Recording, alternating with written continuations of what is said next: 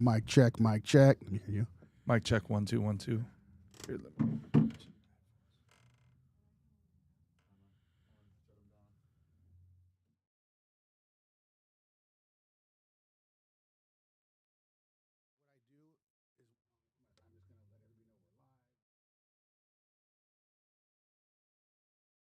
Um,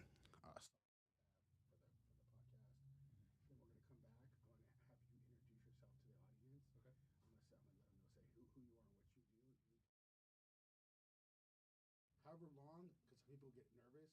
Listen, like you're like.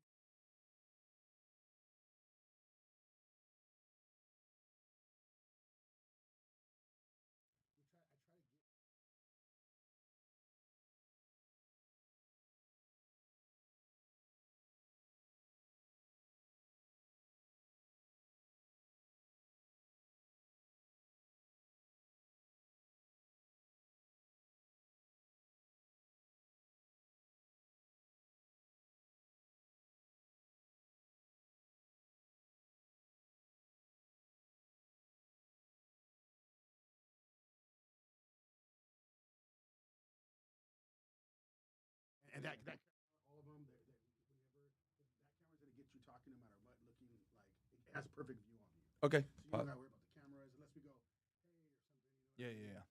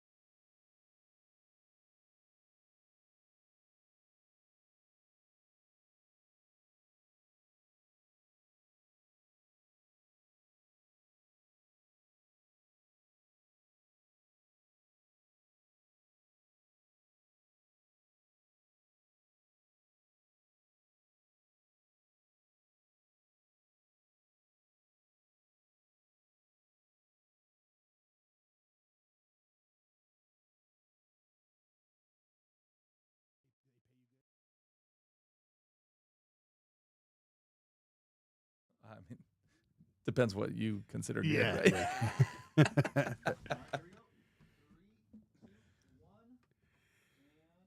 And we are live. You can catch us on YouTube, Twitch, Rumble, Kick, and Facebook. Do not forget to like and subscribe. Hit that button, and we'll be right back with you, Howlers. We'll be right back.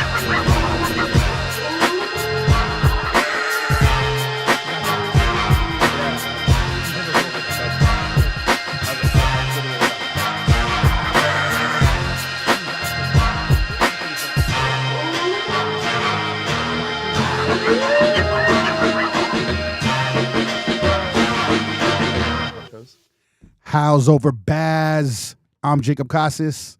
And today we have a very special guest.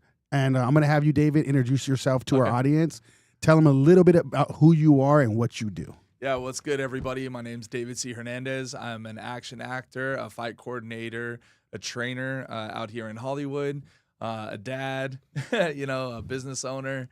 Originally from the Bay Area, came down to LA, went to an acting conservatory, went through the whole Shakespeare, musical theater, dance, all that kind of stuff, and now started, making a few waves in social media and started working my way on onto that side with my group FWC, and yeah, man, just been out here living the dream.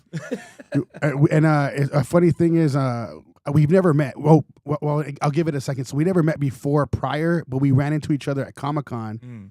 Didn't realize it was him. We've already had him booked for a few months maybe. Yeah. And so we already had him booked. And I recognized, I'm like looking at him like, hey, hold on. He looks like 3 o'clock. And I'm like, and then I'm like, and then I hear him say what you guys were doing, the fight choreography. And then all of a sudden I'm like, wait a minute, that is him, because he said your name. Yeah. I was like, no way. And I was like, yeah, remember I said, don't you have a podcast this Tuesday coming up? And you're like, I go, that's like, oh shit. Yeah, it's funny, man. What a coincidence, huh? Yeah, super serendipitous for sure. And John was interviewing his boy. Yeah, my boy Fiction. Shout out Fiction. Yeah, so he was interviewing him, and then I'm looking at him like, hey. But yeah, that's a weird coincidence, man. Yeah. So tell us a little bit how you got into the fight choreography. Okay. So like I had mentioned beforehand, I went to an acting conservatory. I attended the American Academy of Dramatic Arts over in Hollywood. So this was like a goal, like straight out. Like, I mean, if we're taking it back, I actually had zero ambitions on being involved in Hollywood initially. Like I had done some theater, when I was really young. I did theater my senior year of high school. And then I kind of just thought that was the end of it. I went to USC initially, fight on, and but then I got put on academic probation and I got kicked out. Oh, for what? Yeah, just I think. Were you a wild boy back then? Well, no. I've never been a wild person. Oh, okay. But I just think I didn't really kind of find my lane while I was out there, and I was really expected to go to college. Like ever since I was a little kid, both my parents are college graduates. My dad's in education. So it was never if you go to college, it was always when kind of deal. So then when I got into USC, I got there and I didn't really, actually know what I wanted to do with myself. So I was just kind of like taking G's and like enjoying myself more than really going to class.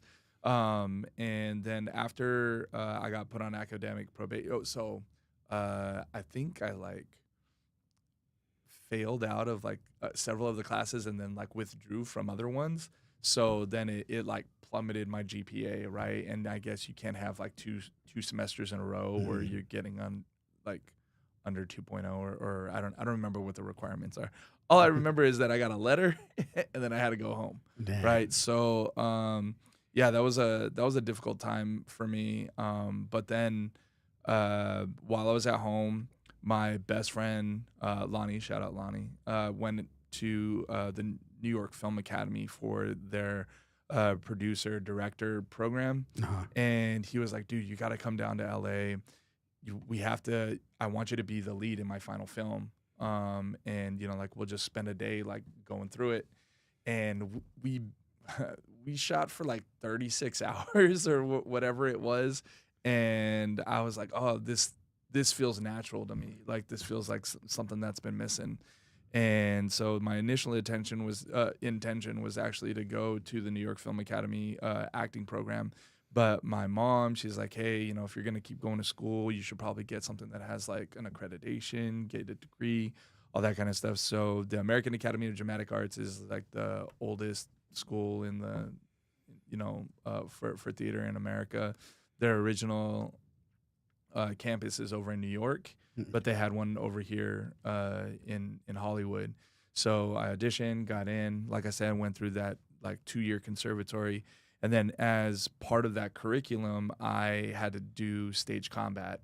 And growing up doing martial arts and, I wrestled in high school and it felt super easy and natural. And the instructor at the time said, you're really good at this. You should come in and audition for our professional group that we have. And so I did. And I was there for several years, learned all kinds of weaponry, kind of learned a lot of the ins and outs on how to do choreography and stuff like that for the stage and for camera, and then eventually just started kind of like going out on my own, and like over that time, so as I grew in my career, so did a lot of other people. So, people that I went to acting school with, either like they became producers or they became directors or writers or something. And then they were like, hey, I remember you did fight choreo.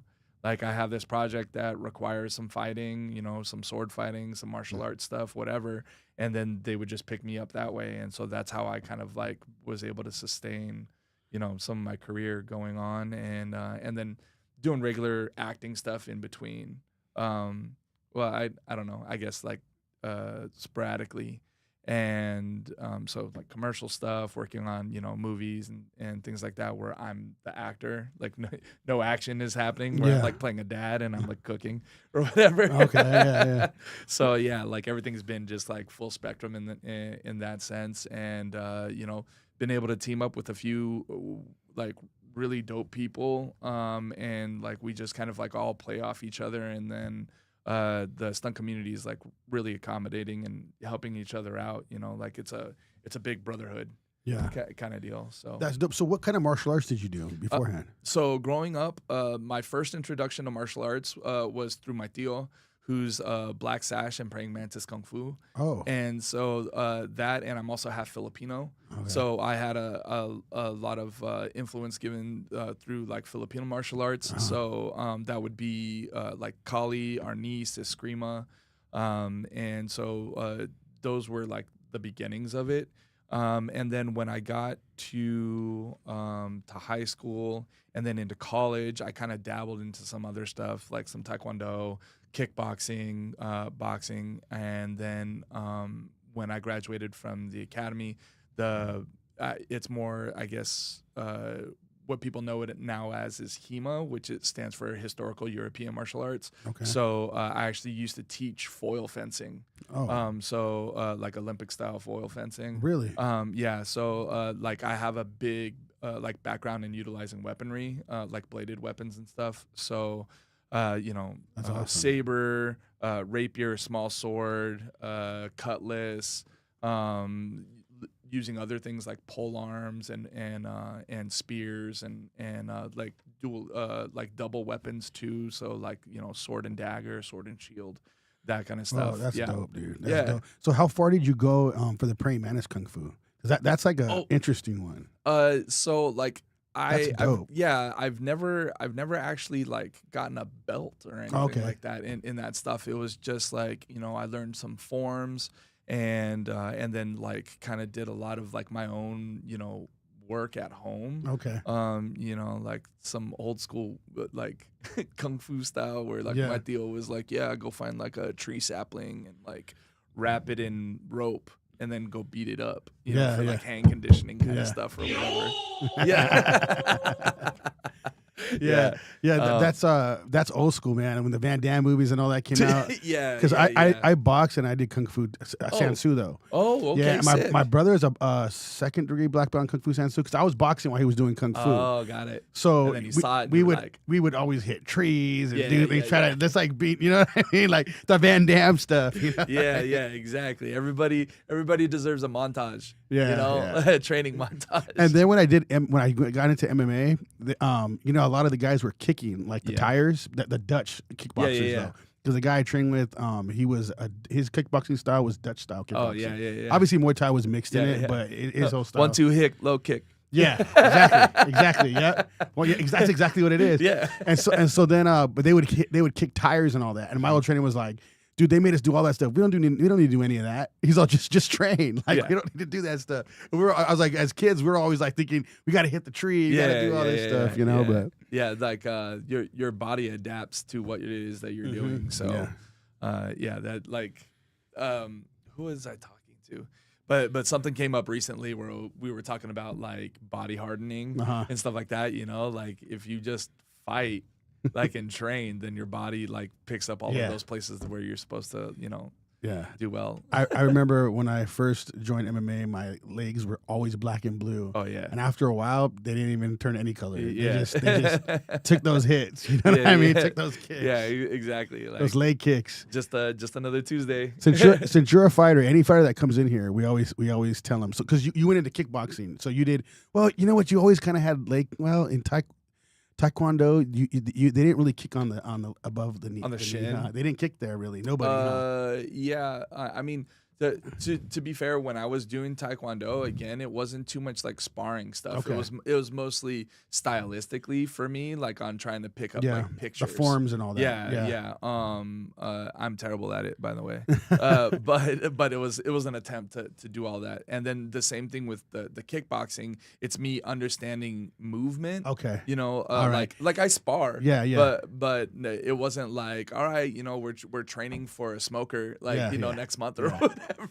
So let's tell the audience, because choreographed fighting is so different than actual fighting. Because you put so much emphasis, right, in what you're doing. So can you explain the difference on those?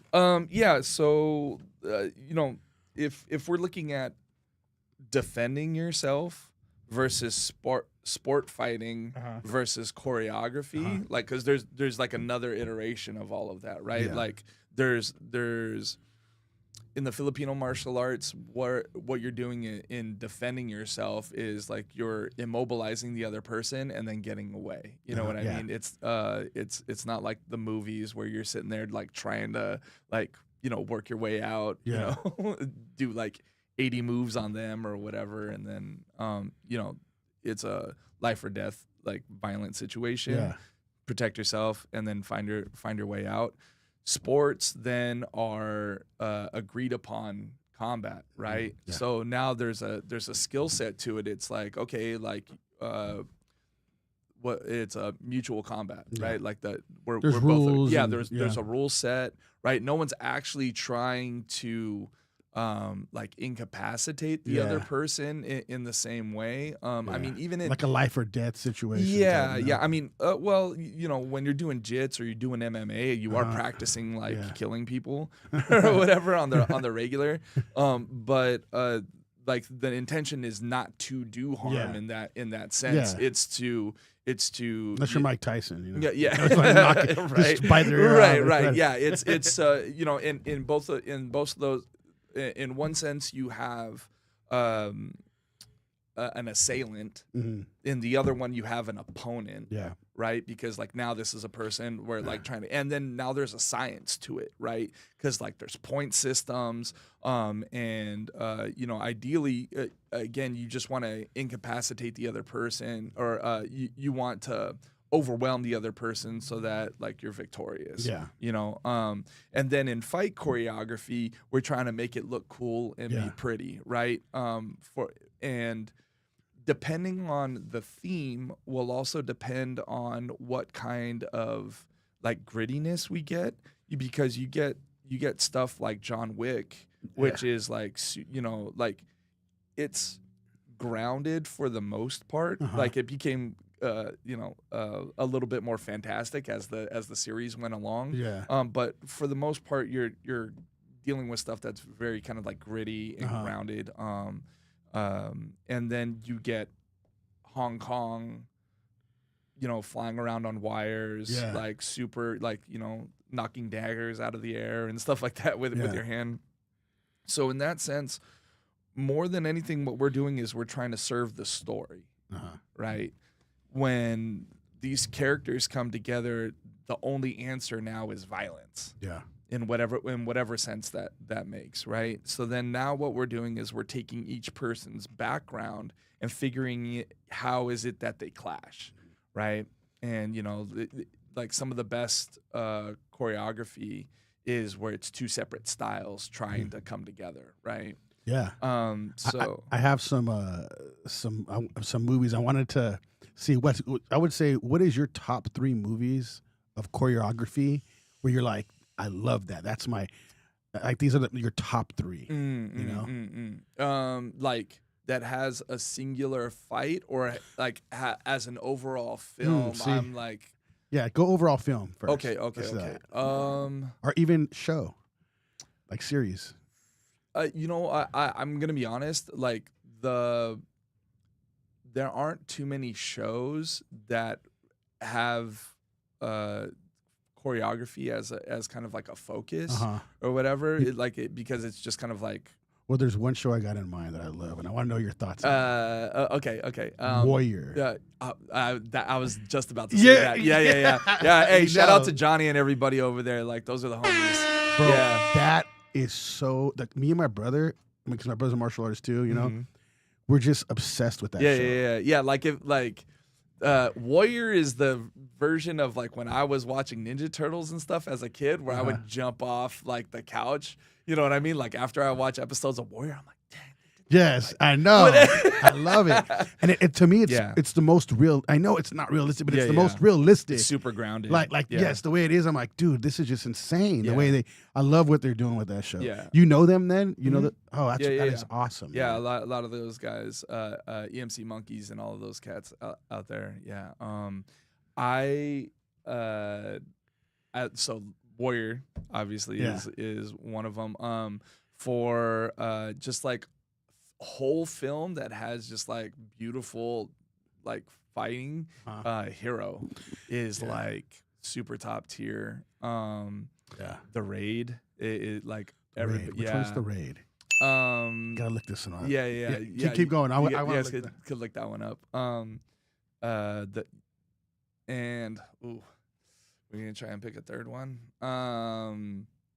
There's just so many. There's so many. As a whole film, I haven't seen this one. Yeah. The Raid Redemption. I'm gonna have to look that crazy. Yeah, you'll love it. Yeah, it's like within the martial arts, like stunt community, like fighter community. That's always like in the top. Yeah, for sure. And then Hero, like I said, because like not only are the fights spectacular, but the storytelling with it is top tier. Like you're not gonna find something better than that. And then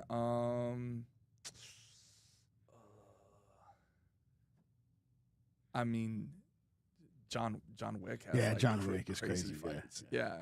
I'm trying to go through like this Rolodex of all of that. I'm a huge like cinephile. Like, I watch a lot of movies. Oh, so do I. Yeah. So I but my son keeps telling me, he's like, you should get a letterbox. I was like, man, I'm gonna take like 3 days just to fill that thing out.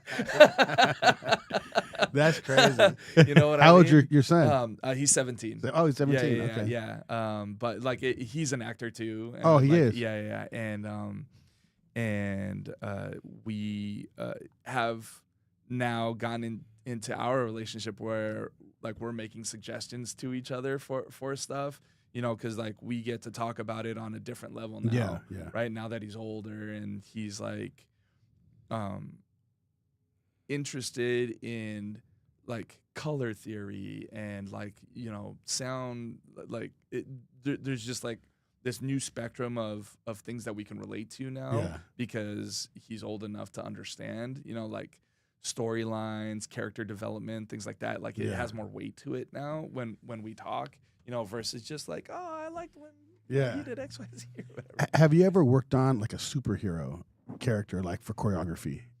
Because I have some questions on those ones. What do you like? Let's say, okay, my question is like, so you have, I think as a fight choreographer, this would be really dope because like you got like Captain America, you got Hulk, you got all these guys, right? Like, let's go with Captain America because how he has superpowers. You have to think about how someone with that kind of power would actually be able to punch. Because obviously, even if they're a good fighter, they can do different things. Right. So their punches can be different. Yeah. Well, it's like Superman. Superman never kicks. Yeah. Okay. Like, you have to. So as a coordinator, as a choreographer, part of the world building that we're doing in talking with the director, the producer, the writer, whoever it is that's like our link, we have to establish the world that they live in, right? What kind of rules are they set so that we can live within those confines, right? So if I'm doing something where it's like a middle, the Middle East, and it's like a war film, they have their own parameters of stuff to do. But now I talk about a superhero movie. Now I get to broaden my horizons because now we have to pay attention to their abilities, right? And then along the story, how is it that their abilities are going to contribute to the storytelling, right? So when we're talking about someone that has punching power, then we also have to talk about how, like, is it G, is it PG, is it rated R, right? Because like someone that has super strength and punches somebody, punch your head off. Well, so that's what we have to determine, right? So I'm putting together choreography. He gets hit. It's on a kid's show. He like splats against the wall and then makes a funny noise. If it's PG, he gets hit. Maybe he coughs up blood. Or he punches through him and then rips him in half. You know, like you're thinking fatality. You're thinking like Homelander and then Superman. Right. You know what's crazy is I'm like a big Superman fan. I've never noticed until you said he never kicks. I was like, he doesn't. Yeah. Like, holy crap. I didn't even think about that. But being, what you do, you can probably notice all of that. How Absolutely. everybody fights in there, which is cool, though, too, is because, now Marvel movies are they're coming out like crazy. And when you got to see, like, Captain America do his fight scene, like, remember on, what is it? Is it Winter Soldier? The Winter Soldier. Bro, that's the one that it's always so comes up. crazy to me. Like, because we know Captain America from the books, but somebody actually got to spend time and think about, okay, this is what would happen if Captain America did this. Right. He can kick the car's going to hit the person. You know what I mean? Like, and it's kind of cool that you guys got to, like, there's people that kind of got to, like, be the first to really do this with these guys. So it's like, dude, we saw Captain America kind of like go through one, like when he first became Captain America in the first movie, when he, like, 4 movies later, completely different, how he was fighting. Yeah. But you guys got to create that, and that's badass. Like, well, I didn't create it. No, no.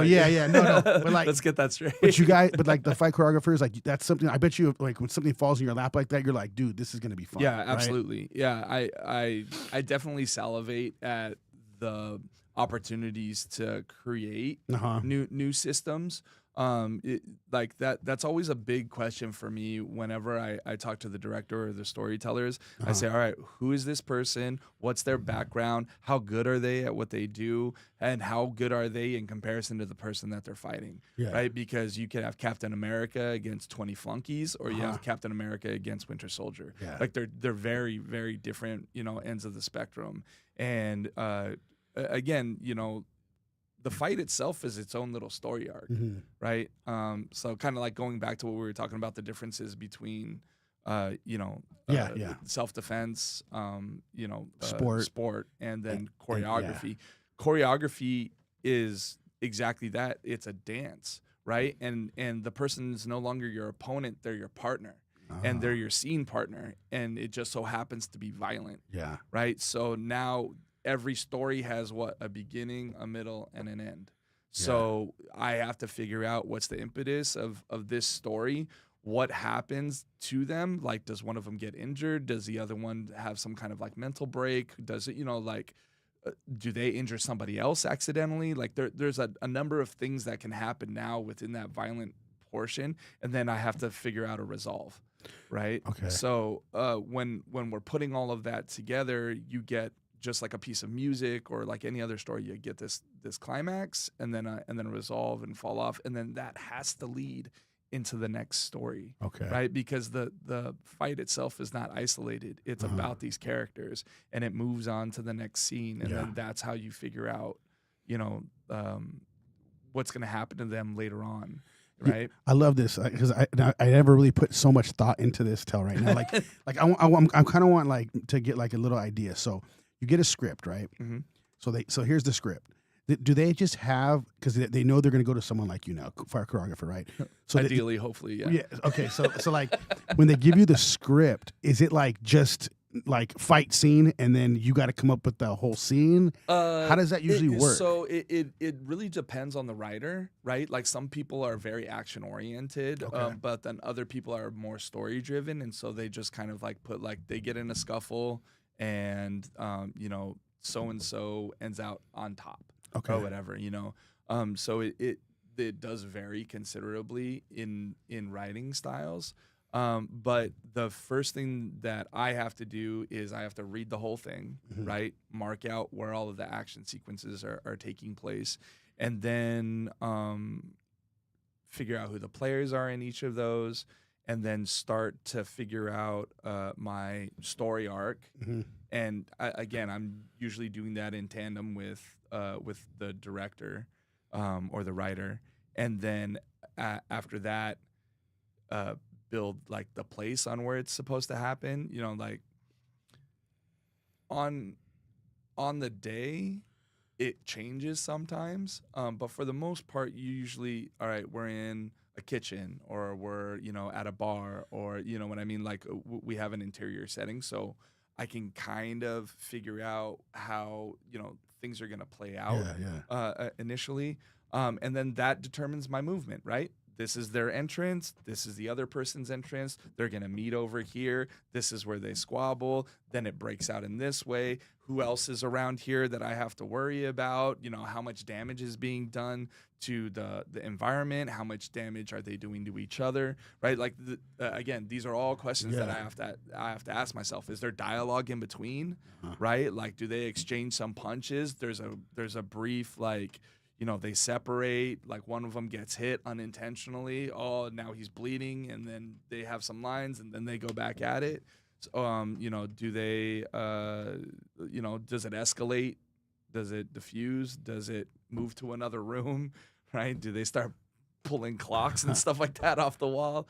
Yeah, like these are all things that I start offering up as options, you know, depending on budget. Yeah. And but also then if we have casting, I have to take into consideration the abilities of my actors as well, and then whether or not we can double them for something. Like if there's something very specific that needs to happen, you know, budget out for you know, someone getting lit on fire, or, you know, like someone getting hung, or someone like wrecking through a wall, or having a bottle broken over their head, or, you know, like can I get away with having the actor, you know, do a portion of that? Do I have to find a double? And then now I have to, you know, put my budget together, because that's another thing that a coordinator does. It's very, you're a department head, right? So it's very like paperwork heavy and stuff too, because you're having to get your little slice of the pie of, you know, what this overall budget is, and then you have to, you know, say yes or no to what the director wants, what the producer wants, you know, and just find a lot of workarounds. It's like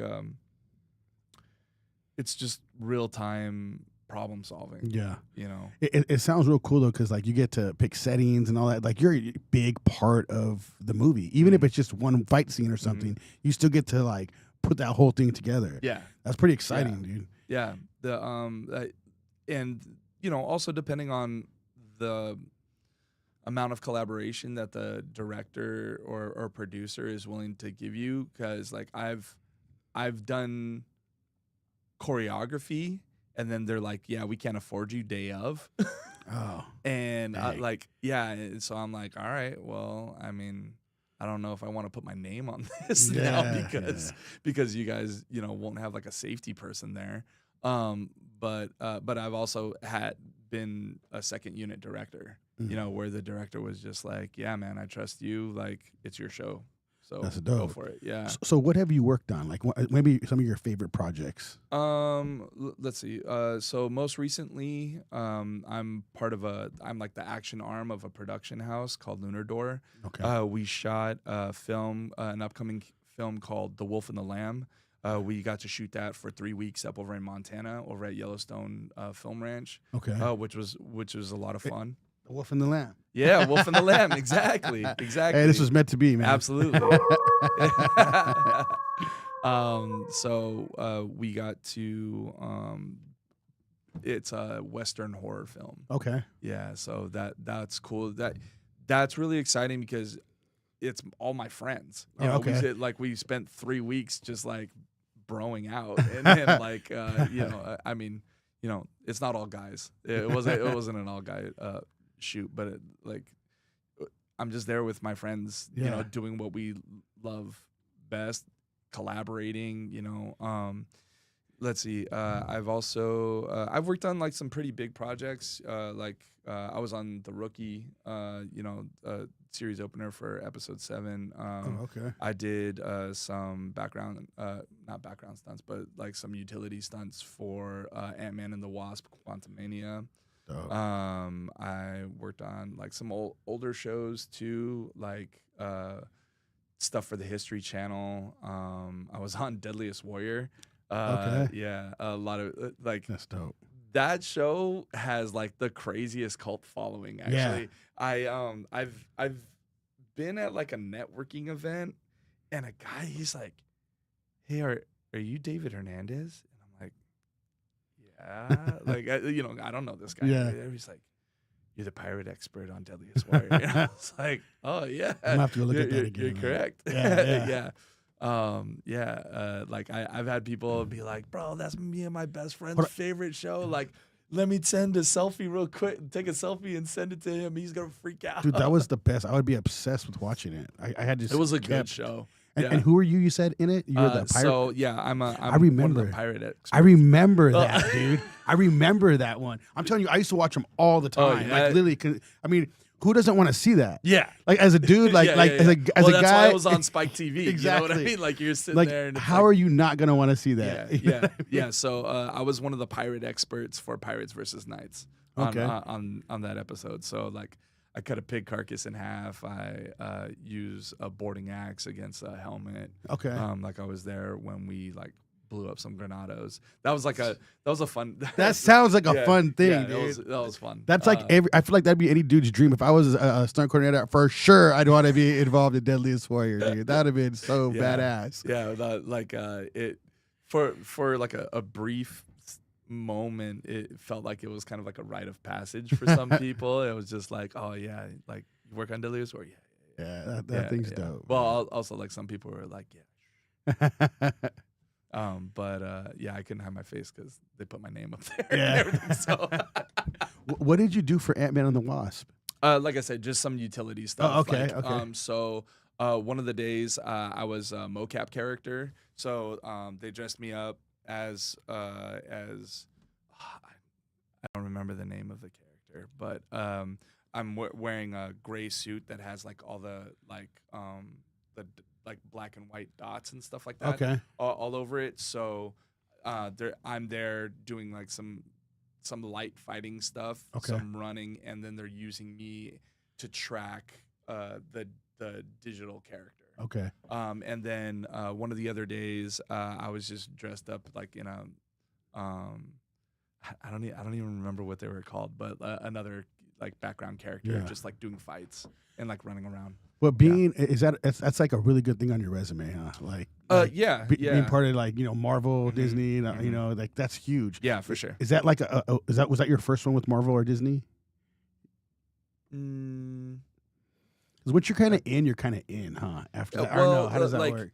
So I mean, like any other business, it's who you know, right? Yeah. So that one was a phone call, like from a friend. Okay. Yeah. So a lot of every time you're doing something, especially in stunts, because you're relying on each other, like your life is kind of on the line in the extreme circumstances. You really want people around you that you trust and that you get along with, because you'll be on set for 12, 14 hours. That makes a lot of sense. So you really want to make sure that you surround yourself with the best people. Yeah. And so a lot of times coordinators will just grab like the people that they know that they can count on, so it ends up being a lot of the same people like throughout a bunch of these projects. That's cool. So you just get to like really bro out with your friends a lot. Yeah. That's cool though. Yeah.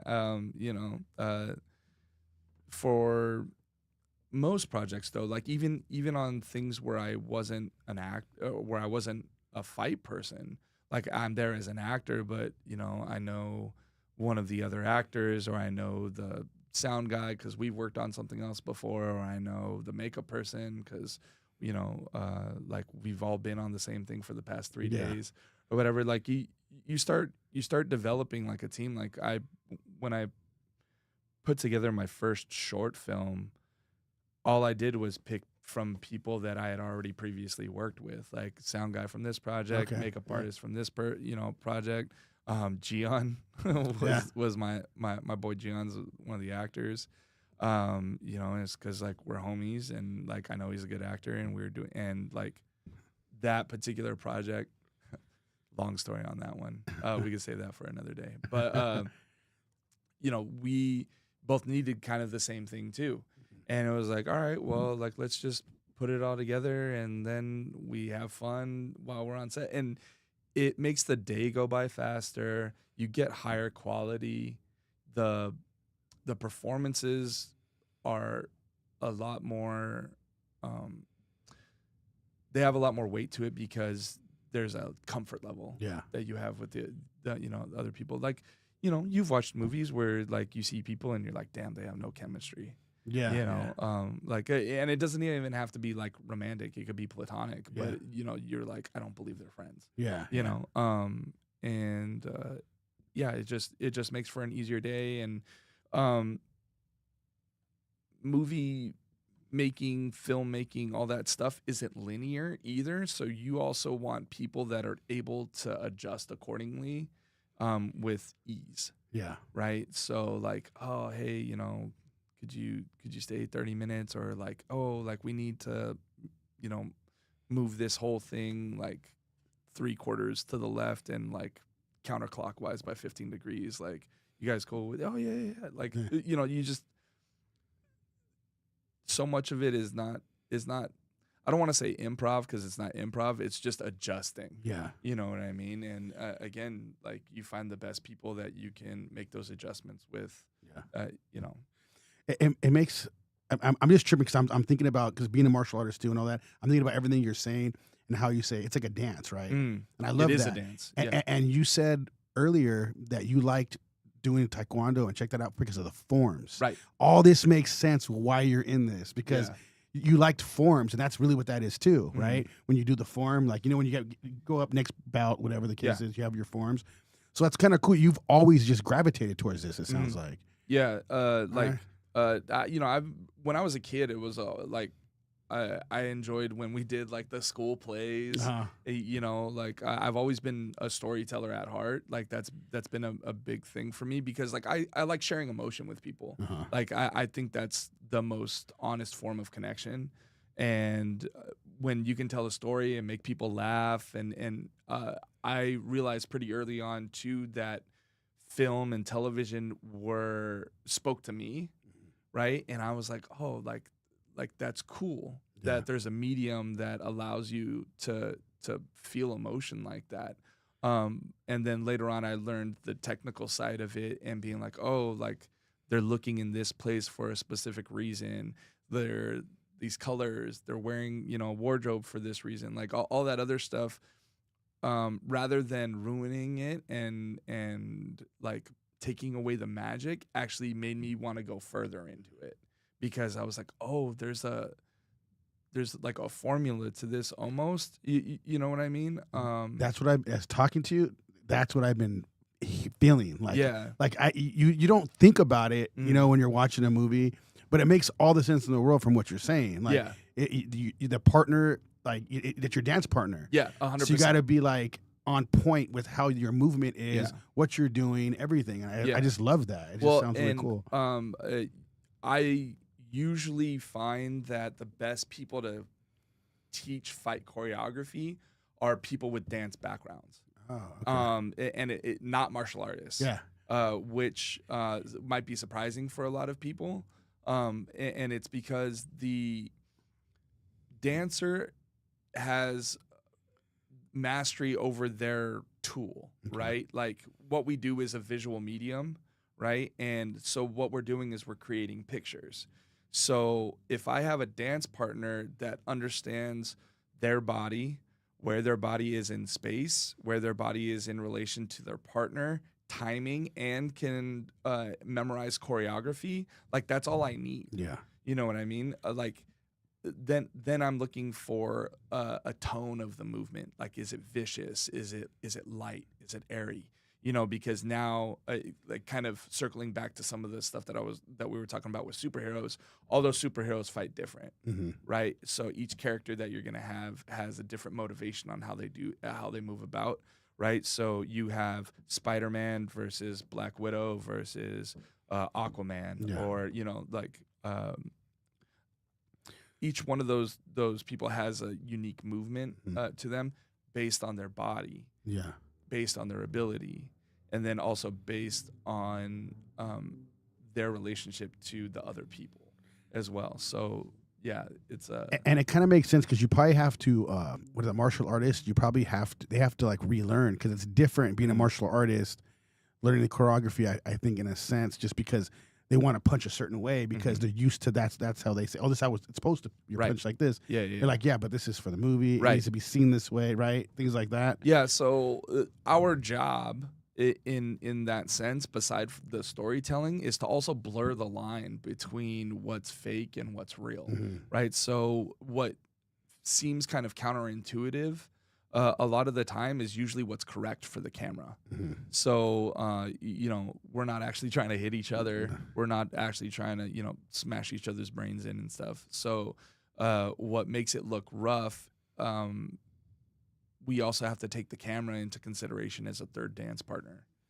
So, you know, there's choreography for the camera as well. I didn't even think about that. Yeah. So do you work hand in hand with that too? Absolutely. Wow, that's crazy. You got your hand in the whole thing. That piece is all yours. Yeah. I wouldn't even think that. I mean, it makes sense now you're saying it. But when I'm watching the movie, it's not like I'm thinking, oh yeah, the fight choreographer is also making sure the camera's doing what it's supposed to be doing. Yeah. And that's crazy. I would have never thought that. You don't think that, right? Yeah. So if we have enough time and budget, usually we get to do something called a previs, like pre-visualization of the action, and then we put that together, present it to the director, producer, and then they, you know, check off as to whether or not, you know, it's good for them. Yeah. But yeah, I mean, we're taking into consideration the type of camera, lenses, if they're on Steadicam, handheld, whether they're on a tripod, whether they're on you know, a jib, if they have a drone. You know, then we're also taking into consideration, you know, the height of people, the terrain. We have to pay attention to how heavy the camera is, what kind of movement we can get out of it. You know, because the stuff that has made me like more famous on Instagram and TikTok and all that stuff, we're doing with our phones. You know, like being able to do this with your phone and do all that, you can't do with a, you know, a huge camera, like an RE that has like, you know, 100mm lens or something like that on it. Like you just can't get that kind of movement. You know, but they have new innovations now. They have robotic arms. They have,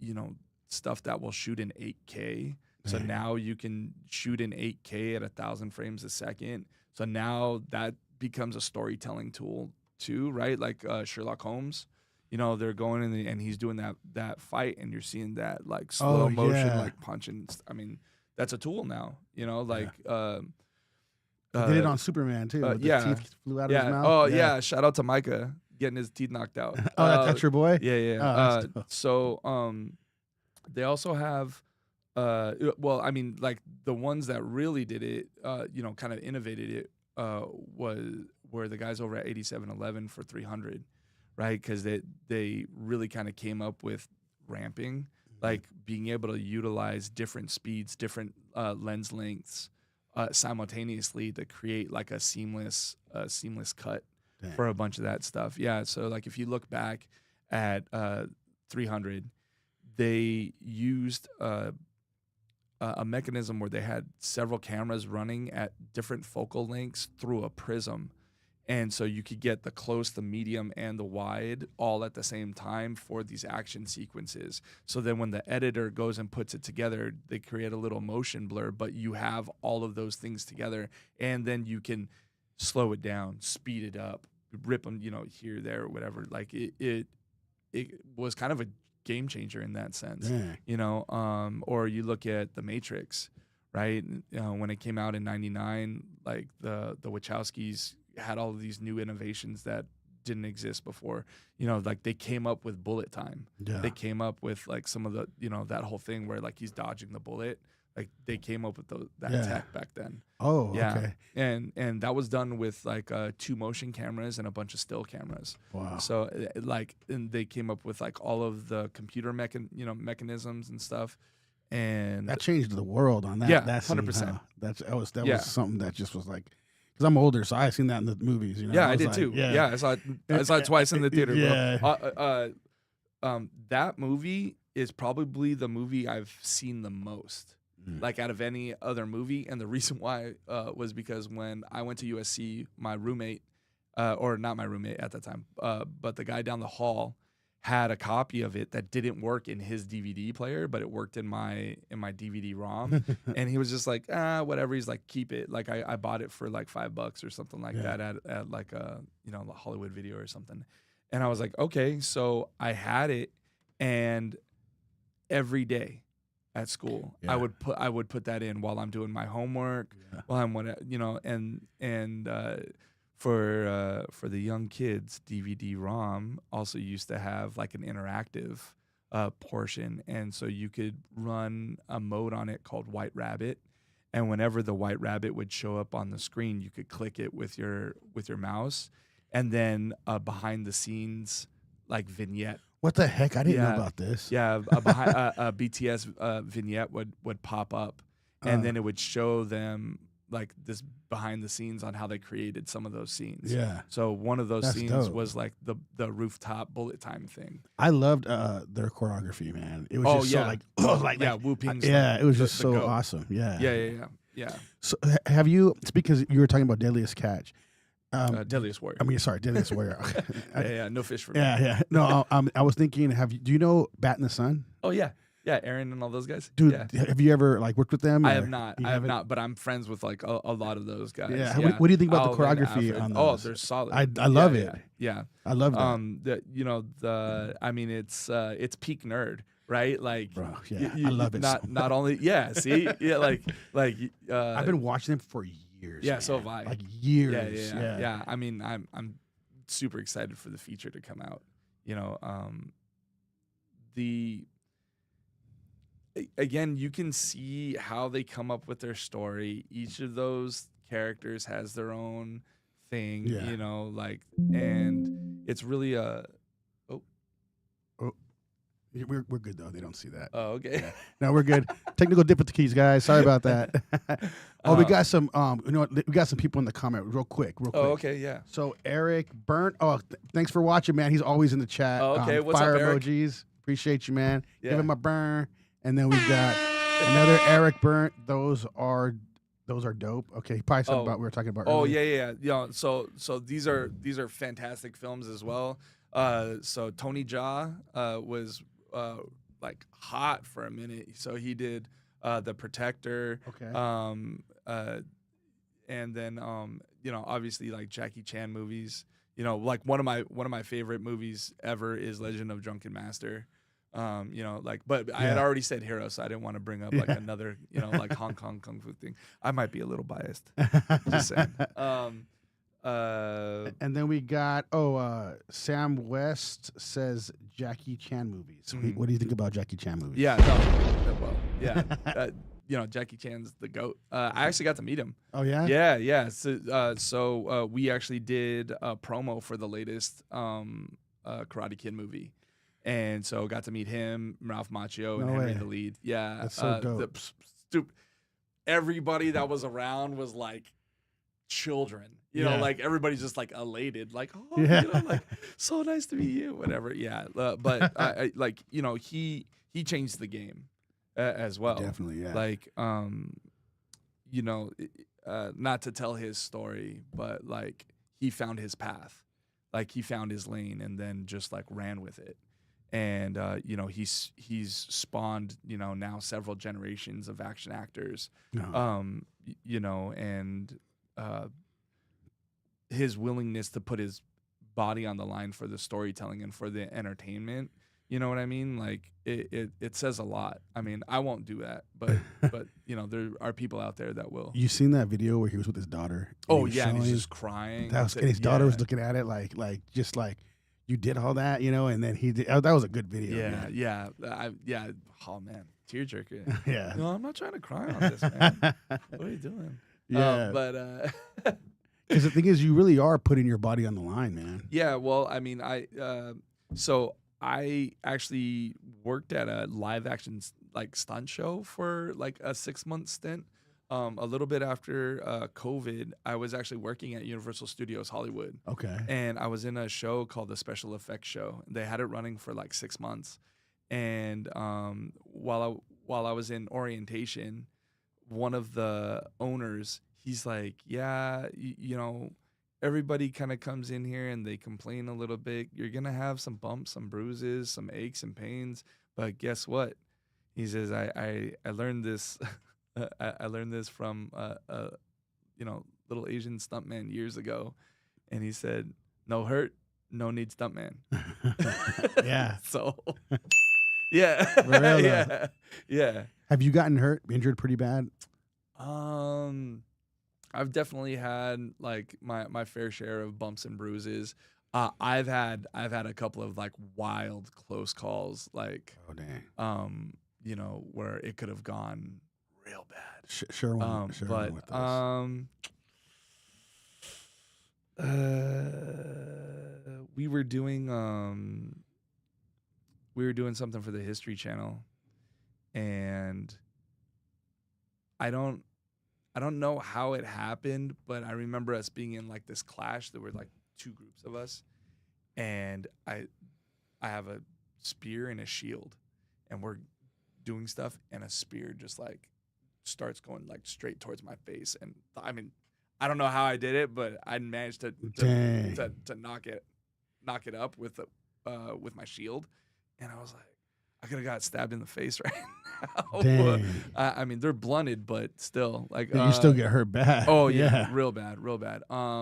Another one was working on this commercial, and we were pirates. So the whole bit is that we're supposed to be, you know, taking over this other ship, and the gag was that I'm in the rigging, you know, 40 feet up, 50 feet up, whatever, and I swing from one side to the other. So the other stunt performer is swinging, and we're supposed to do this crisscross pattern, you know, as they're panning down. And we do a couple of takes, or we do a couple of rehearsals, and it's like, all right, we're gonna go for a take. So when we're going for it, they also have like, it's in November, it's off the pier. They have tank water that they're running off of a sprinkler. So it's like huge raindrops. It's freezing cold because that tanker was there overnight, right? I'm wearing like a vest, whatever. So I'm cold, I'm shivering, my hands are wet, all this other stuff. And then it was like, all right, and action. So he goes, and you know, when he gets here, that's when I let go and I swing so that we have like, you know, whatever. But he goes, and then I let go, and he's still here for some reason. Oh, and then 50 feet in the air, boom, like that. Yeah, we collide. And that was yeah, that was super hairy. I mean, I tried like trying to climb up the rope and like for us to avoid each other, but we hit like back to back, thankfully. And then, you know, came down and was like, what happened? You know, director's pissed, the stunt coordinator's pissed, everybody's pissed. And I'm super pissed, right? Because I could have just died, or whatever. And I'm like, you know, what's going on? Like, and he's like, oh, well, I noticed on the last rehearsal that I got a little too much speed, so I decided to hang myself up for a brief second to slow down. And I was just like, bro, like, we could have died. Damn. Like, you didn't tell anybody, you know, like you threw all the timing off. Like, dang. Yeah, so those are mistakes you can't make. Yeah, stuff what you guys are doing. Yeah, like the spear, like those those are mistakes that you got. Yeah, man. They're I actually probably one of the things that happen on set that are most dangerous are when it aren't usually the stunts, because like the fighting and the stunts and all of that stuff are very carefully prepared. Mm-hmm. You know, like what we're doing constantly is like risk management, risk assessment, right? And so we're minimizing risk as much as possible. We know there's going to be a risk. Mm-hmm. Again, no hurt, no need stuntman, right? Yeah. But we're trying to minimize all of that. I was doing a play, and the one of the characters has a gun that has blanks in it or whatever, and is supposed to shoot like later on in the show. And one of the like other actors randomly is never supposed to never touch props that aren't yours, guys. Never touch props that aren't yours. He just like picked it up and pulled the trigger like while we were backstage. I had ringing in my ear for like an hour and a half or whatever, because he just like stupidly was like, oh, pap, like that, and it went off while we were backstage. Stupid. Yeah, exactly. What the heck? Yeah. You get random people. Like one time I worked on a movie, and the bit was that I was dressed as a SWAT guy, and we're supposed to prevent this guy from running back into like a hostage situation. So we're like, hey, we should practice like you like running into us and like holding you back and things like that. And he was like, no, it's cool. Like, I'll just do it. And I'm like, no, bro. Like, it's that I don't think it's gonna go the way that you think it's gonna go, right? And he was like, no. Like, he's like, I'm strong. You just hold me back. I'm like, bro, I'm wearing like 70 pounds of like armor and all kinds of other stuff. Like, if you run into me, like, I'm not going anywhere. Yeah. You know what I mean? And he's like, no, it's fine. And I try and tell the coordinator too, and the coordinator's like, man, like, we're running out of time. Like, we don't have time for a bunch of rehearsals. Like, let's just go. It's like, all right. So, all right, action. He goes, he runs in, he hits me, dislocates his shoulder. Oh my God. Yeah.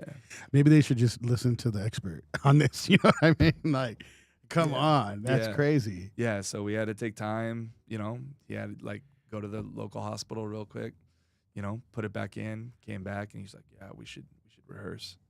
The thing. I'm like, yeah. I know that's crazy, man. I want to ask. So, who have you worked with that you like maybe that's like your top tier person that you got to work with, like maybe like top 5. You mean like as coordinators or as actor, like, coordinator, like some that you worked with doing this, and you were just like that's like your favorite scene, your favorite whatever, like your favorite time you ever had that you've been doing this. Well, I mean, like one of the top coordinators that's around right now is Steve Brown. So Steve was one of the coordinators for Avatar. Okay. The Avatar movies. That's awesome. And so got to work with him and Garrett Warren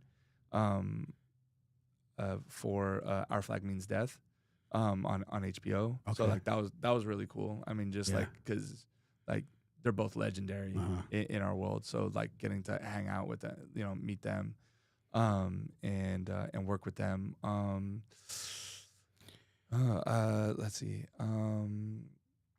Maybe somebody you would want to work with too. Oh, somebody I'd want to work with. Yeah, I mean, I'd love to work with Steve and Garrett again because like they're awesome. I've been wanting to work with Johnny on Warrior.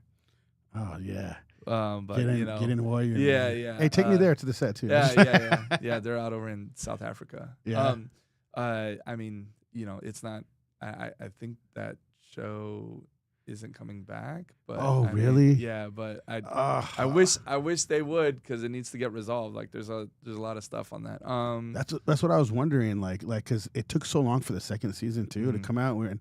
And then when this one came out, we're like, dude, come on, where's the third? Don't take as long as last time. Yeah. Let's see. Like like David Leach and Chad for like they did 8711. Like there's quite a few people that I know that like trained at 8711 or have like come off some of their larger projects. 87 North actually just announced that they're going to be doing a pirate project with Jason Momoa. So I'm putting that out into the universe right now. You heard it here. On that project. Well, you heard it here. We'll even tag him on the clip. Yes, please. Yes, please. Right, what's going on with Where? What can't they resolve? What's going on? Can you talk about it at all or no? No. Dang it! I just want that show. You guys fix it. Whatever you guys are arguing about, fix it. We want the show back. Yeah. I think who's responsible for that? HBO now, right? Because that's where they went afterwards, or was it? I thought it was Netflix. Sorry. Sorry. It started on Cinemax. I think. And then I could be totally wrong. Now that I know it's on Netflix though. Yeah. I know it's on Netflix. I'm pretty sure it was on Cinemax and then made it, or sorry.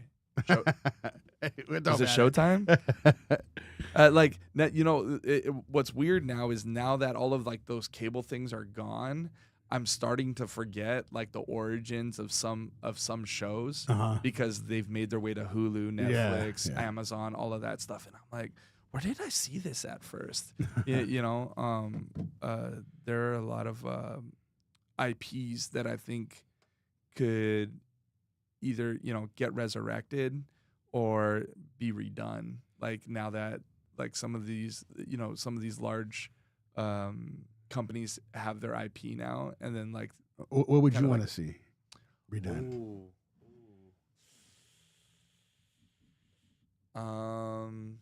That's a good question. You know what though, like there are some there was a thing that was going on online talking about how there's like too many remakes, but it's like remakes of things that are good. And it's like, no, you should go back and remake stuff that was terrible. A good idea, but it was executed poorly. Yeah. So then now we have the ability to do it right. I know they're redoing He-Man. Dude. They're doing a He-Man thing. I'm hyped for that. Yeah, I was huge He-Man. Oh, huge, dude! I had all his toys. I met the creator. Oh, really? Yeah, at LA Comic-Con. Oh, that day? Yeah. Oh my God, that's badass, dude. So we were just there in the lobby, and he came over and he like showed me his card, and I was like, creator of He-Man and Ninja Turtles. Like, what? Yeah, I was like, what? I'm like looking at him. He's like, yeah. You literally made my childhood, dude. Yeah, facts. Like I think I was He-Man for like 2 years in a row when I was a kid. I had Castle of Grayskull. I had like him, Mech-a-Neck. Yep. Like I had them all too. Yeah, man. Like in the backyard playing in the grass with the castle right there because it had to look real. Yeah. Yeah. But I think that'd go hard. I had auditioned years ago for it, but I want a live action Thundercats. Dude, yeah, big time. Aren't they doing it? There was rumor of it a while. I know back. We saw a poster. Yeah, and then nothing, huh? Yeah, I don't know. But live action Thundercats, I think would smack. So dude, and they could do that now. I mean, come on. Exactly my point. And it'll look so insane. Yeah, too. I mean, just look at the tech that they have for Avatar. Hulk, all of them. Avatar, like they can do a whole world. Like 100%. Yeah. So I think that would probably be one that I'd give the thumbs up, the okay to. Other childhood shows, that I watched, cause I mean they already made them, G.I. Joe, Transformers, like movies. I don't know if I would ever remake the movies that I loved when I was growing up. I had a like pretty consistent cycle of like. So I watched the Ewok movies. Yeah. Do you remember those? Yeah, I love that. Right. Ewok so they were on they were made for television movies, right? There was with the little kids and so there was the Ewok Adventure, which was that, and then Battle for Endor, right? They had two of them. It had a sequel, and then I would watch Flight of the Navigator. Oh yeah, I love that movie. Dude. God, Flight of the Navigator. Like, I feel talk like if about they made it, nostalgia, bro. Like, but I feel like if they made it, it would still not be as dope. oh no, You know what I no, mean? 100%. Like I don't care how yeah, good yeah. it is. Like that was just It's a time capsule. It's like, so real too. yes. Like they just Yeah, can't. yeah, I feel like yeah. they just can't. They're not gonna get it right. Yeah, you know? 100%. I would watch that. I watched Dark Crystal, right? And Never Ending Story. Oh, Never Ending Story. Yeah, Man. Never Ending Story, and then like Star Wars. Yeah, you know, yeah. the OT. Yeah. Like those were like heavy in cycle of the things that I watched. And like I wouldn't remake any of those. Yeah, Like yeah. I just leave those alone. It's even Back to the Future. You can't remake that either. Yeah, you know? You yeah. just Back to can't. the Future. Like, you know, I know they keep pushing Indiana Jones out, but like Yeah. I was happy after, you know, Last Crusade. Yeah, that was it. To me, that was the end yeah, of Indiana Jones. Yeah. Yep. Oh, dude, there was a guy dressed up like Indiana Jones' dad. Oh, his dad? Yeah, Oh, no at way. Comic-Con. I saw Indiana Jones, but I didn't see the dad. Yeah, because they at the cons they do a thing of like the running of the Indiana Joneses. I don't know what the title of it is, but usually they'll be running and then there's a person that's dressed up like the Rock, the boulder that's like chasing them. Oh, okay. Like Yeah. it's a con thing, which I just learned about like in the past like year and a half, 2 years. But he was dressed up like Henry, like Dr. Henry Jones. I was like, dude, he had the umbrella That's and so he had the dope. satchel and everything. I was like, that's got to be him. Yeah, You I know? wish I could have seen that. Yeah. So any upcoming things you have going on? Yeah, you know, I mean, it's LA, everybody's hustling, right? So we're always I'm always trying to stay busy. So I have my own company, Film Fight Fitness, and that's where I've kind of combined my years of being a personal trainer and being a fight choreographer, coordinator together, where I teach people skill sets. So learning how to use a sword, learning knife fighting, you know, boxing, things like that, but also giving them exercises, mobility stuff, so that they can do that to the best of their ability. Yeah. So that's ongoing. You know, like I have clients like running in and out of that. I have our group FWC. We just launched a Discord. We have some merchandise that we're going to be launching soon. We have a YouTube channel that we're going to be launching soon for that. So FWC, for those of you guys that don't know, it stands for Fighters, Warriors, Champions. We have a core squad. That You guys all together that day? Yeah, Okay. yeah. So we create like viral fight content that you'll see on like Instagram, TikTok, YouTube Shorts. Well, that's always going to go hard too, because everybody likes that stuff. Yeah, you know? everybody Who loves does that it. stuff. You know? Yeah, for sure. So you know, we're constantly building in that space. But you know, we're reaching out, like I said, launching YouTube, so longer form content. Yeah. I've been involved in a couple of verticals. So like the micro drama space is like really big now. We call them verticals, or micro dramas, which is basically like those mini soap operas that you see on your phone. So I've been tagged to do some coordinating for a couple of those. Those are big too, man. You start watching it, you get stuck too. Yeah, You're like, damn it, I didn't want to be stuck watching it. It is $3 to Yeah. you know, do whatever. I trick it. I just pull it up on YouTube. Dude, one of them got me so good, and I got to the end of it, and I couldn't even pay to watch the rest of it because it wasn't a microdrama. It was an advertisement for an audiobook. Oh. So like like where the cutoff was, there wasn't anymore. I was so mad, dude. They got you. Yeah, they got me. I trick it. I copy the title and then I put it on YouTube, and then I watch it on YouTube. That's the move. That's the move for sure.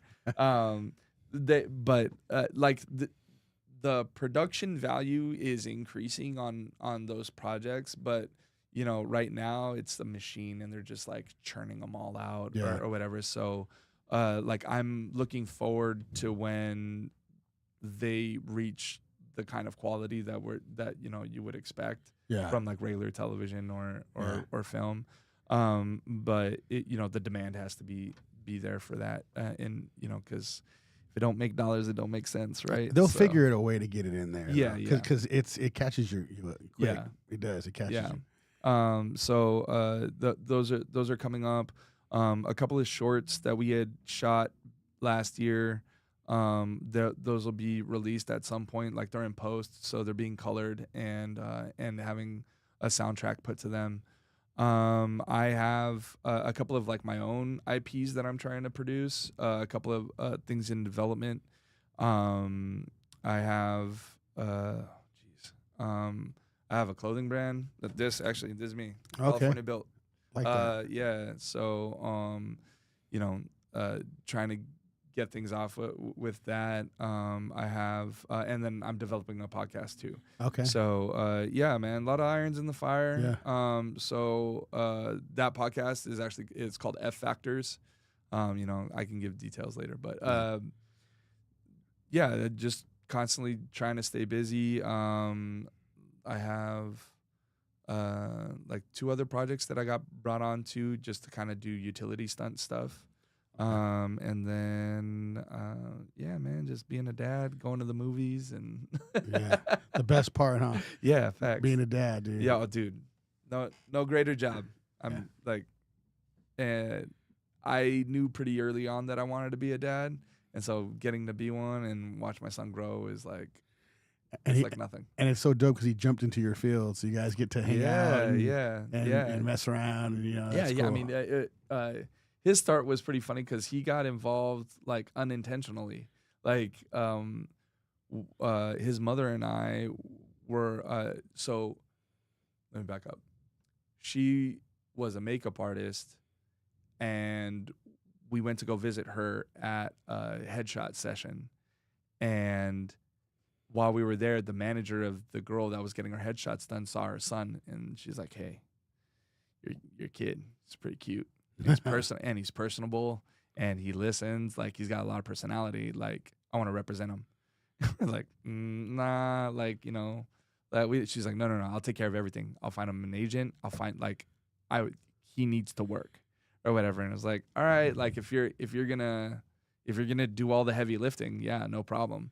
And he booked like his first print job when he was like 10 months old. No way. Yeah. That's dope. And then he just, like we took him to stuff and we never really pushed him into anything. And then as he got older, like he loves it. Yeah. We shot a self-tape for him this morning for a reoccurring for a network role. Like he's done big stuff. Like he was on Agents of S.H.I.E.L.D., 911, Grey's Anatomy. Like he starred across from Ben Affleck in Ben Affleck's movie The Way Back. He plays his nephew. So yeah. So. We'll have to get him on next, man. Yeah, man. That's dope, man. I think that's good as a dad too. Is you said you didn't push him into anything. Like No. even me as a dad, I feel like go do this, go hang out, do this if you want to do it later on. But now you have skill sets. Exactly. Just give him the skill sets and let him do it. Let him figure it out. That's all we're trying to do. Like I was being a dad, people start asking you questions, right? Like I'm very there's no BS with me, right? Because I go, look, I have basically 2 jobs, right? One, make sure he's not a dick, right? And then the second one is make sure that he's a contributing member to society, right? So if I give him the critical thinking skills that allow him to interact with the world, in a way that's not only constructive and helpful, but that he can also expand like in his own way, then I've kind of done my job because he can't be with me forever. Yeah. Right. So you're spending that whole time, like a video game, right? Yeah. You're like, oh, more on, personability and discipline. And also, like you're like tacking up his little score, and then when they're growing up, you just want to give them opportunity for them to be able to find themselves and get in and find their way of expressing, right? Because they don't owe you anything, and they're not you. But we owe them. Absolutely. Because they didn't ask to be brought here. Right. Right. And I'm definitely a better person as a result of being a father. Yeah. So the the way that I can give back to him is give him opportunities to be able to find himself. So like when he was little, put him in. He did Wing Chun. Okay. Right when he was That's little. dope. Wing Chun. Huh? Yeah, he did Wing Chun. He did Brazilian Jiu Jitsu. Yeah. You know, we've done some kickboxing stuff together, some Filipino martial arts. Yeah. You know, but also he likes skateboarding and he likes, you know, Yeah. Legos and you know, Beyblades and Pokemon and you know, but he also loves film and he wanted to start you know, filming his friends doing skateboarding and stuff like that. And I was like, okay, like how do I help? You know, got him a little rig, bought him you know, new wheels for his skateboard, like all these things, because I want to encourage that stuff, right? Like I think some people get upset when their kids kind of dabble, you know, because it's like, oh, you know, I made this investment and then now, you know, you kind of shucked it to the side or whatever. And it's like, well, that was your job.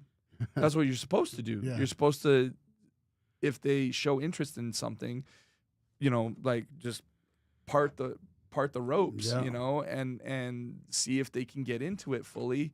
And if they can, great. But if they can't, you know, no big deal. Like a perfect example, when he was little, he played t-ball, right? And then like regular ball, he played for 2 seasons. And at the end of the second season, I asked him, on a scale of 1 to 10, how much do you like baseball? And he said, like a 7. And I said, okay, I'm letting you know right now that we're not doing all of this for a 7. Yeah. It's time, it's money. You've never once asked me to go to the park to play catch with you or to help improve your batting swing. I know you like coming here because you get to hang out with other kids and you get to play games and it's fun for you, but it's not fair to the other kids that you're not in this all the way. And that means that you're not being a good teammate and you're also taking up space for another kid that wants to be here more. Yeah. So unless you're telling me that you're really into this and you want to do this again, this will be our last season. Yeah. And he was like, I understand that, you know. That's cool. That's cool that you talk to him like that too, because I feel like on my end, mine's a little different. My son rather just be playing video games all the time. Mm-hmm. So I put him here in sports. Like he right now I have him in boxing and jiu-jitsu. Right. And he obviously would rather not do it. And I'm telling him, you're going to. I said this is the thing that's going to happen. If you're not going to do boxing, you're going to do a different sport. So whatever you want to pick, you're going to do it. But now he's loving boxing. Right. Which I'm like, see, dude, just get past all this stuff. He's all, I love it so much now. Like he's all obsessed with it.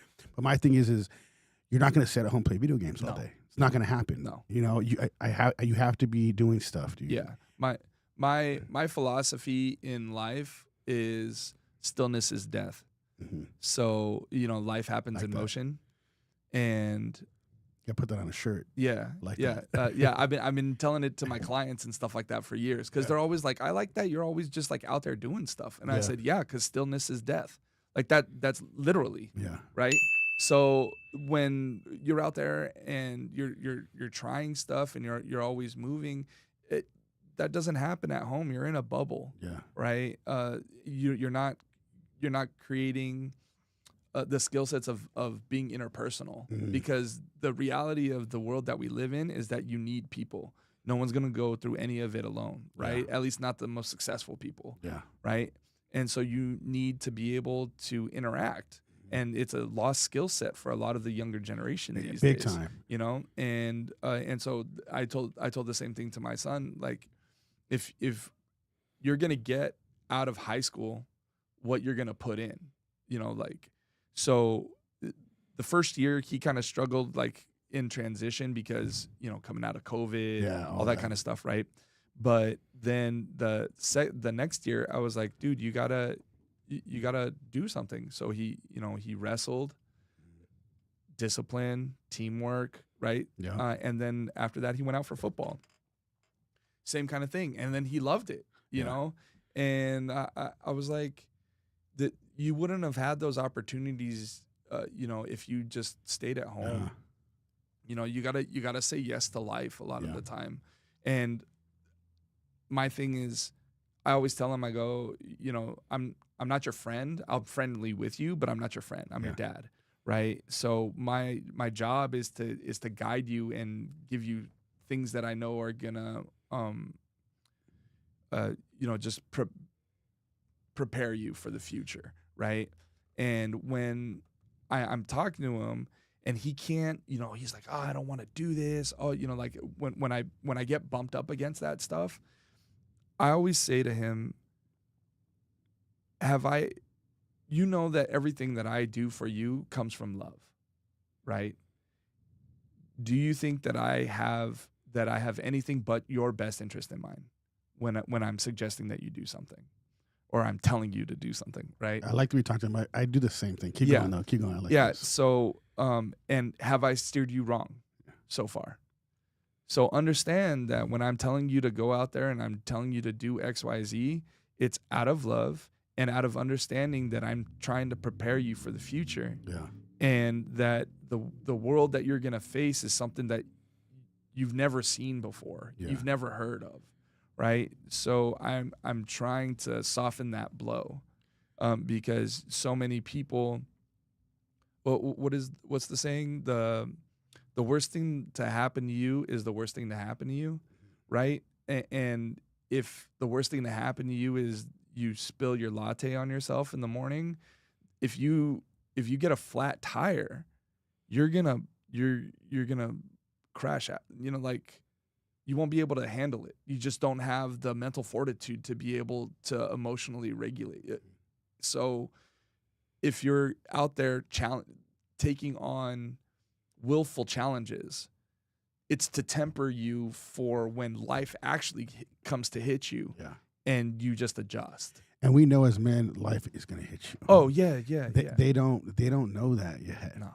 But they will, and that's exactly what you're saying to them. That's so true. And I feel like a lot of dads just don't talk to their kids like that. I talk to my kids just like, dude, everything you're saying, he's spitting fire right now, because a lot of people don't talk like that. Yeah. What a lot of people that I see lately, what they do with their kids is they let them do what they want. No.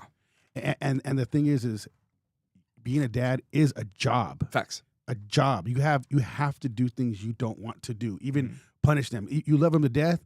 You got to punish him no matter what. He did something wrong. She did something wrong. Punish them. Yeah. And I let him know this punishment is the result of your actions.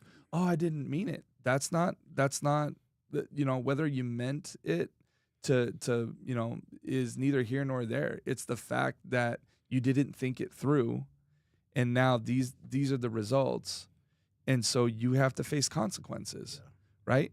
And consequences can be good or bad. You know what I mean? Like, because the other end of that too, and my son's learning that right now, is that when he puts in time, effort, and care into the things that he wants to do, it has a spiraling upward effect, right? Like when it came to school, I always told him, I said, you have to do two things, right? One, you have to do your best, and two, you have to be proud of it, right? If you have done your best and it's still not, like up to snuff or whatever, like for grades, for instance, right? It's a easy litmus test for that. If you have done your best and you're still getting a C, that lets me know that, maybe you need some tutoring, or like, it's a symptom of a problem or whatever, right? But then you're proud of it, like I can't get mad at you. Like there's just some things that some people do better than others, or whatever. But if you haven't put in maximal effort and you're not proud of the thing that you're putting forward, then the only person you have to blame for any kind of failure is yourself, right?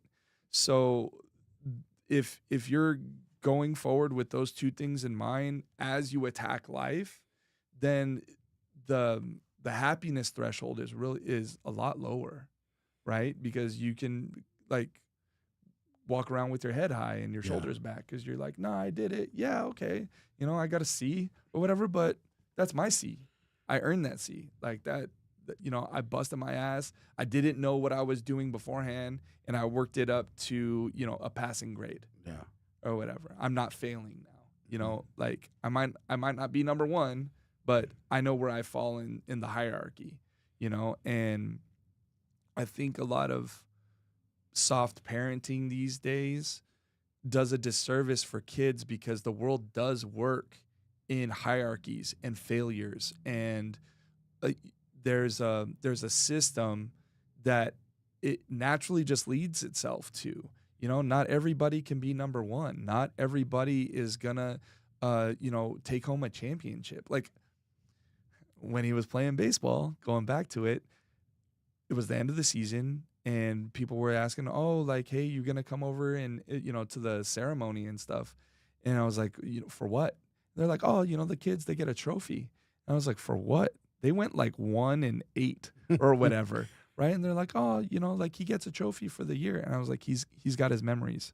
I don't need a trophy." We didn't get trophies with us, dude. We lost. Yeah. There was like one league that I was in when I was a kid where they gave out participation trophies or whatever, but like I didn't care about that. I cared about the championship medal that I had, and like the silver, like the second place trophy that I had from when I was in Little League. Like that's what I cared about. And kids should want something to aspire to, right? Like if everybody gets, what is it? If everybody's special, no one's special, right? And there's also lessons that happen as a result of failure, because if you have a goal in mind and you don't reach that goal, you now have to make assessments as to what didn't get you there, right? And I'm a firm believer that life is filled, with wins and lessons. Like there's no losses. It's just a lesson. Yeah. Right. And so you just have to make those adjustments constantly and accordingly. And the highest level of IQ and EQ is being able to adapt, right? So if you're constantly facing changing circumstances, the faster you can adapt, the more successful you'll be moving on down the line. And it's like that for film. It's like that for business. It's like that for life. Yeah. And that's a skill set that translates over into everything that you do. And if that's the lesson that I can teach my kid, that's my job. I mean, we have to prepare him for the worst. Absolutely. We have to prepare him if something was to happen to us and he was literally by himself, no family, he has to be prepared to take on the world. Yeah. Because if not, like he's gonna like just shrivel up. He's not. I mean, that you have to teach him. Yeah. And I teach them to make sure that they know they're always prepared. Yeah. For anything that comes at them, But yeah, man, you killed it today, bro. Oh, thanks, you killed man. it. Yeah, this is a good pod. I would be kind of cool. We might be doing a Dad Academy thing, right? With that guy. I'm down. I was gonna say, you want to do that with us? Yeah, dude, let's do it. We're gonna do it like in a month. The guy that did the Dad Academy, he's gonna come back and he wants to put us live through like a course. Wait, who does Dad Academy? His name's Jeff Hamilton. Okay. I'll show you his stuff after. All right. But that would be dope, man. but we'll be live here on the podcast going through like this Dad Academy thing. Yeah, for That'd be sure. cool. Yeah, I mean, because the way you think is, I think the same when it comes to that, and it just people don't think that way. Yeah, no more. it's rare. It's a lost art. It's generational stuff. Like just people. Like there was a whole. 1 or 2 generations of people that just didn't grow up with dads, right? Or like dads that moved, in a traditional sense. And so, you have babies teaching babies and like blind leading the blind in some ways. Or, there's a great book called King, Warrior, Magician, Lover. I don't know if you've ever heard of it. I've never heard of that. It like some of my philosophies of just like being a man stem from that. And it has a lot to do with wearing a lot of hats, right? You have to be a provider, protector. You have to be, the fighter, right? You have to be an innovator. And you also have to be nurturing, right? Like all of those things are important on being a man. Yeah. Like, well, I mean, as being a person. Right. But like these are also like roles that I feel I've been able to like emulate or like, those philosophies to implement into like my own lifestyle and the way that I feel moving forward allows for success in the kind of person that I feel that I am. You know what I mean? Just like in my personality traits and things that come easy to me, you know? And I think a lot more people would benefit if we had a better understanding and a grasp of doing the hard things, saying the hard things, you know, and the world, I think, would just function better. Yeah, you know, like there's just so many people trying to like swim upstream from just like ideas that kind of like naturally unravel themselves or whatever. I don't know. Take that whichever way you want. we see the way this world's going because dads weren't being dads. That's really what it comes down. And we all know this is, at the end of the day, it's our fault because the dads were not being dads, and they have all these people out here doing craziness stuff. You know what I mean? And just dads need to be dads. Yeah. If they were dads, talk to their kids, paid attention to them, and the world wouldn't be like this right now. Yeah. I mean, you know, again, the job of being a dad is super important because you are creating the world that comes after you. Yeah. Right. And so if you're not active in taking notice and being proactive in the process, then it's bound to, you know, go off the rails, right? Yeah. Like it's bound to go astray. The world will teach you that lesson, you know, otherwise, you know, and then it's best for everybody to learn in a safer environment and fail in those safer environments than to get to the real world and just be like, oh yeah, this is cake. Like, you know, it's just like, what do they say in boxing? The champions are made in the training, in the training, right? Yep. And then what was it? Champions are made in the gym, and they just go, you know, to the championship to go collect, go collect the belt, like, because you know that's what life is, right? I mean, any skill set that you develop, you do all of the training so that when the problem actually presents itself, you're just like, oh yeah, no like problem. I got this. Yeah. But dude, I appreciate you coming on, man. You killed it today. It was awesome, bro. Our slogan is "Shed the Sheep." Oh, I like it. So on 3, we're gonna look at this camera right here and say "Shed the Sheep." All right. 1, 2, 3. Shed the sheep. Tell them where they can find you. So I am letter M, David C. Hernandez, all one word on all the platforms: Instagram, TikTok, YouTube. And thank you guys all for watching. Don't forget to like and subscribe. Peace. We're out.